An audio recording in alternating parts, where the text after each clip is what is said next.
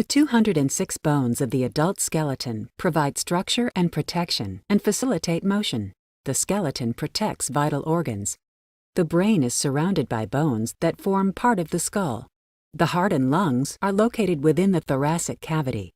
And the vertebral column provides structure and protection for the spinal cord. The skeletal system is also the site of calcium and phosphorus storage and blood cell formation. Inside the bone marrow of spongy bone, stem cells give rise to blood cells. Interactions between the skeleton, muscles, and nerves move the body.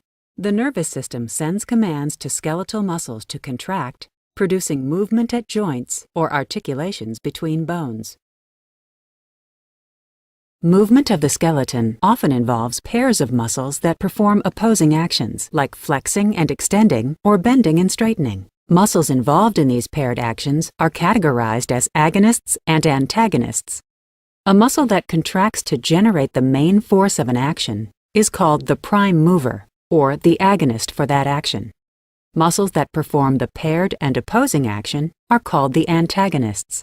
The agonists in elbow flexion are the muscles that contract to bring the elbow joint into a flexed position. The antagonists are the muscles that perform the opposite action, elbow extension. When the action of elbow extension occurs, the roles switch. The triceps brachii is now the agonist and contracts to extend the limb, while the biceps brachii muscle is relaxed and becomes the antagonist. Muscle interactions throughout body regions involve paired actions. These include flexion and extension, elevation and depression, and pronation and supination. The ball and socket joint, found in the shoulder, is a freely moving joint that can rotate on any axis. The wrist joint is a condyloid joint that allows for circular motion, flexion, and extension. As the body moves, the vertebrae of the spine move against each other as gliding joints. Hinge joints, like the elbow, move on just one axis. These joints allow for flexion and extension.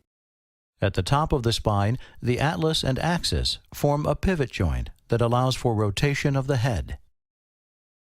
In the hand, the thumb's saddle joint lets the thumb cross over the palm, making it opposable. Sutures are non-moving joints that connect bones of the skull. These joints have serrated edges that lock together with fibers of connective tissue. The interlocking edges make sutures strong and fracture-resistant.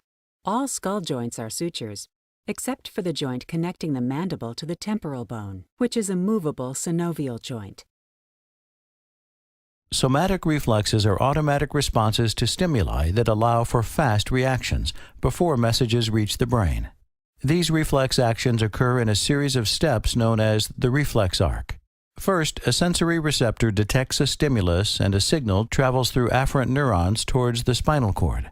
When the signal passes through the gray matter of the spinal cord, a message is relayed from the afferent neuron through an association neuron to an efferent neuron.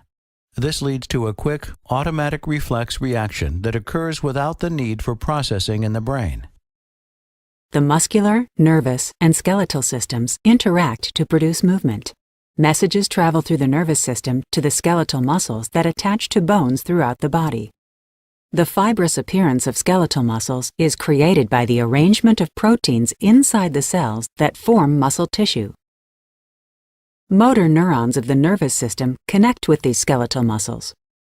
Movement occurs through a series of steps. Impulses from the nervous system reach the neuromuscular junction.